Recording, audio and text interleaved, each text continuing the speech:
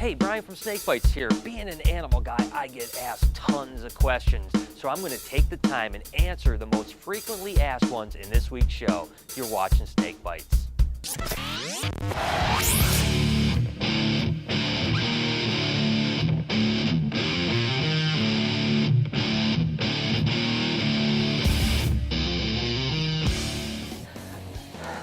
I get asked a lot of questions as an animal guy, and I'm going to do my best to answer as many of them as I possibly can in this week's show.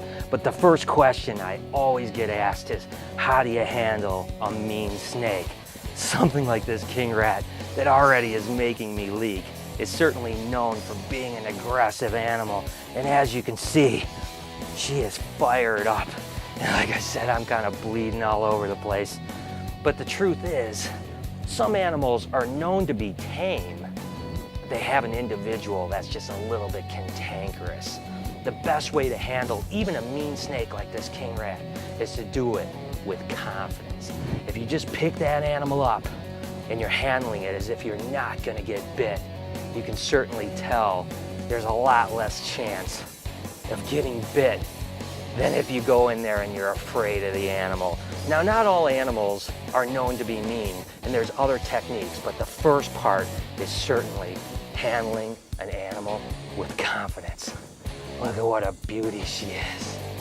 That's amazing. Let's look at some other options when handling a little bit of a mean snake. Now here's more of a typical example, because let's face it, most people don't have king rats. This is a ball python, and as soon as I open up, you can tell it's in a cock position. If I'm waving my hand in front of it, see how it's kind of tracking my hand a little bit? Some people are afraid of this, and to be honest with you, if I left my hand in front of it, it'd probably strike me, which to me really isn't that big of a deal. But let me show you how I'd handle an animal like this. The first thing I'm going to do is I'm not going to go face first. That's where you're going to get struck. I'm going to go from behind, and I'm just going to pick the snake up, just like this, right? And as soon as you pick it up, most of the time, snakes will not bite once they're up in your hand. Now, it's not always the case, but the majority of the time, that is the fact. Again, I'm going to pick it up with confidence. I'm going to go from the backside, not go face first. And the other thing that you can really do to help a snake tame out when it's young, like a ball python like this, or any snake for that matter, is feed it very well. A hungry snake is more apt to strike at you than a full snake. And hey, if that still has you a little squirmy and you're not sure and you don't want to get bit, just get a pair of leather gloves or something like that and handle the animal, because the more you handle that snake, the less apt it is going to get to bite you. So again, it's all about conditioning the animal and handling with confidence. What was the largest number of snakes that Brian has ever bought for his collection at one time? A, 1,300 snakes, B, 800 snakes, or C, 1,100 snakes? Go ahead and comment down below and check back later in the show for the correct answer. My snake isn't eating. What should I do? Well, that can be a complicated question. We really need more information. Let's just say that you have a baby corn snake that's only a couple weeks old. Maybe it's just not quite ready to eat, or maybe you're going to have to scent the animal or even try live food to get it to eat. As a matter of fact, we've done some tutorials about feeding snakes. You can click on the link right here. If it happens that you have a snake that's a year or two old and has been off of food, it could be some other issues. Let's take a look at those.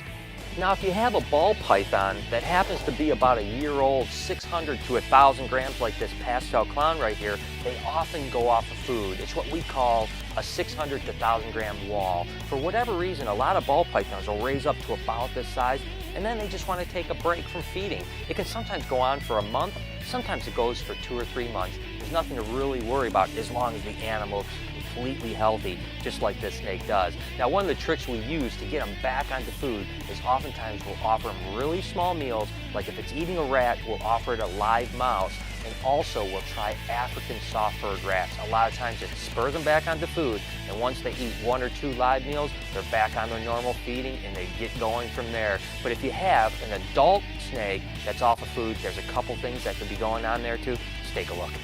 Take, for instance, this male banana spider ball python I have. He's a 2-year-old animal, so he shouldn't be going through that year-old or 600-gram wall, and he looks completely healthy, but he hasn't eaten for the last 6 or 8 weeks. Well, in this case, it's a breeding season issue. Males will typically go off of food towards the middle or end of the breeding season, and they'll stay off of food for the duration of the breeding season. As soon as he's done, and I have him separated out for a month or so, he'll go back onto food, and there's never any problems with their health whatsoever. Although you certainly want to keep an eye on them, because some males will breed themselves to death. You certainly don't want that to happen. It's the same thing with corn snakes and king snakes. Males will typically go off of food during the breeding season, and it's really nothing to be concerned about. Yo, what's up? I'm Chris from the east side. I'm rolling fat with the cash, so I was wondering how I could start me up one of them snake breeding businesses. This is another one of those questions that really is determined on several factors. First thing you have to ask is, what type of snake do you want to work with? How many of them do you want to work with? And lastly, how much money do you have to spend? I want to spend time showing you a few examples. Let's say you want about 25 snakes. You don't have a ton of money to spend, and you really like corn snakes. So you're going to get 20 females and 5 males. Corn snakes go from anywhere from $20 to a few $100s a piece. So right off the bat, you're probably going to invest anywhere from $3,000 to $5,000 in the initial animals that you're buying. Then you have to buy cages. That's going to cost you another couple $1,000s minimum. And then let's not forget, you're going to have to care for them each and every week, because it's going to take you a couple years for this little snake to get the size to breed. Each snake is going to cost you at least $1 and up to $3 per week to feed. So when you're all said and done, you've got quite an investment into that 20 potential clutches of corn snakes, but you can certainly make money. Now let's check and see if you got a little more money and you want to go with something like ball pythons. Now, when it comes to ball pythons, it's all about how much money and how many animals you want to invest in. But let's try to start with something that's simple, about the same dollar amount. Let's say something like a male NGB that's going to cost you maybe $1,500. This male can breed to up to 5 females. So say you want to get a bunch of female single codoms, stuff like pastels, spiders, pinstripes to breed this to produce some really cool paint jobs. Again, you're going to invest maybe $2,500 into that group of animals, but you got to remember, now you're going to probably spend about $3 to $5 a week feeding these animals, and unfortunately females can take up to 3 years to get the size. So you've got a pretty considerable investment in time, energy, and everything else. Now with ball pythons, it's really neat because you can go with a much different game plan if you want. Let's say you have $10,000 or $12,000 to invest. You can invest in a higher end animal, something like this gold dust that's going to cost $7,000 or $8,000, but you can breed it to other animals that are going to be really, really cool. So with maybe $15,000, $20,000, $25,000, now you have a really cool group of animals. Again, they're still going to cost the same amount to raise up, $3 to $5 a week, but when you breed them, you're going to potentially make a lot more money in return. But in the end, guys, all investments with reptiles come down to one thing: making sure that you're passionate about the animals and you love working with them. Because again, not everyone's going to make money breeding reptiles, but if you do it and you love what you do, it's certainly an awesome adventure. What do I look for when I'm buying a snake? Probably the most important thing when trying to buy a snake is to buy it from a reputable source. It's great to buy from a breeder if you can, but hey, even your local PetSmart or Petco or your local mom and pop's pet shop can be a great source, but make sure you can trust whoever you're buying from. And then the things you're going to want to look for in the actual animal itself is make sure that it looks fat, it's kind of beefy, it's not thin at all. You shouldn't be able to see their backbone whatsoever. The other thing you want to make sure is that their eyes are nice and bright. Of course, unless they're going into shed, you just want them to have that sparkly look to them. The other thing is you want it to have really good tongue response. That snake should push its tongue out and pull it back really quick. Every time something goes in front of its face, it should be trying to smell the air. That's a sign of a healthy snake. Again, then just look at all of the things on the snake. If there's any damage, any scars, any kind of discoloration, maybe messed up scales, stay away from those type of animals. Other than that, you should have a really good animal. But again, the most important thing is get it from a reliable source. What does it feel like to be bitten by a snake? One of the things when you work with animals is you might get bit. Believe it or not, I've been bit tens of thousands, if not more times. And it's really not nearly as big of a deal as most people make it. And of course, we always use the Amazon tree boas when we want to get a sure bite. And I'm going to show you really how minor it is when you're getting bit by a snake like this. You can see it's coming out, it's ready to bite me. And that's pretty much it. I tell you what, the majority of the time, it's the whole idea of a snake striking that scares you. It's not nearly as bad when you actually get bit by them. And most people will pull away as soon as a snake bites.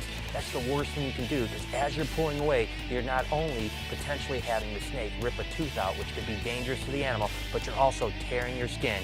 If you just sit back and let a snake bite you, it's really not that big of a deal. Again, it's not something that everyone wants to do, but getting bit by a snake is really not that big of a deal. I get asked all the time, what's the perfect snake for you? And that's exactly it. Each snake is different considering on you. So let's take a look at the crew and see what fits them best. I think the snake for me is a reticulated python because it's big like me, so I need a big snake. You like that? See, my preference in snake would have to be the green tree python. I don't know, just something about them. They're exotic. You know, you never know. They're known to be aggressive.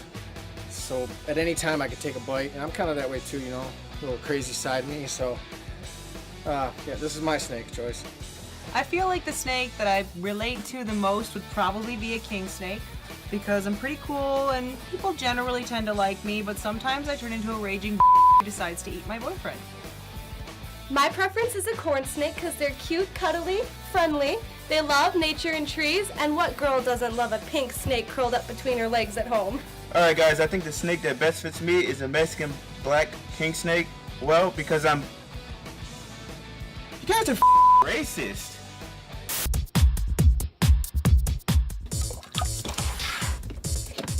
Man, I'm out of cups. Trouser Snake Man here. Here's some cups.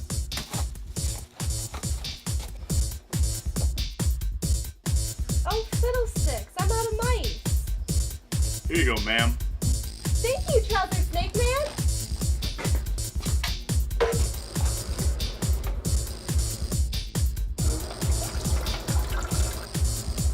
Let me give you a hand with that.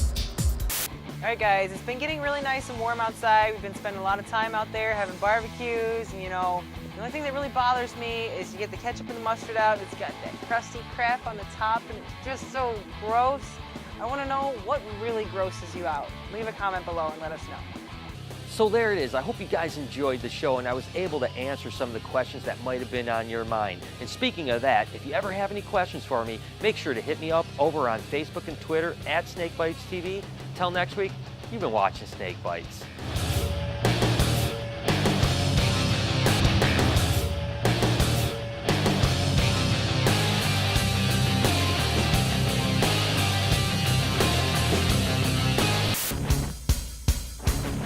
What was the largest number of snakes Brian has ever bought for his collection at one time? If you said A, 1,300 snakes, you're 100% correct. Good job. Hey guys, I know I haven't been in the show lately.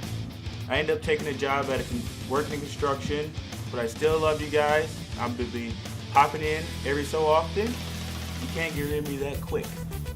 Love you guys.